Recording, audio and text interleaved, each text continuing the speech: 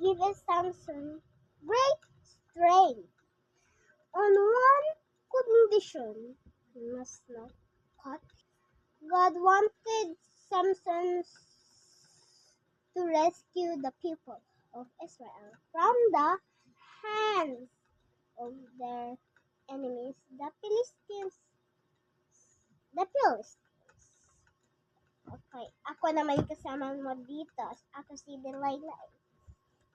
The Philistines. Action.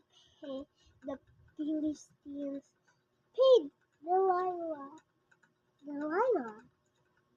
the woman who Samson fell in love with, to find out his secret. Delilah begged Samson until he told her that source, hindi ko pa sinabi, source of his strength was his hair. Okay, wait lang. Delilah told the Philistines about it while Samson was asleep. Tulog ka na. They cut off Diyan ka lang. Huwag ka na pumunta dito.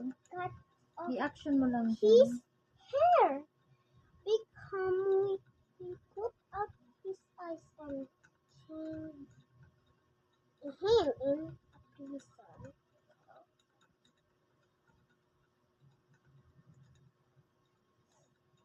While having a fiesta, the Philistines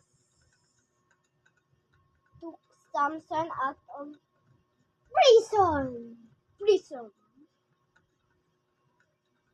Kunyari nakatakot na yung mata mo ng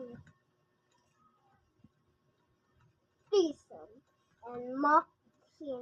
They didn't notice that his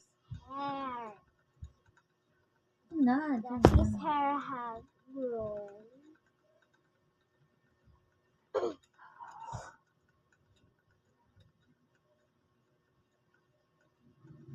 Samson prayed God for strength one more time. He pushed! Kunyari na-push mo na. Push the Paano ba mag-push? two pillars and the temple. Reaction mo nga. Lifted killing himself and everyone else in the temple. Wala na. Okay, ikaw naman.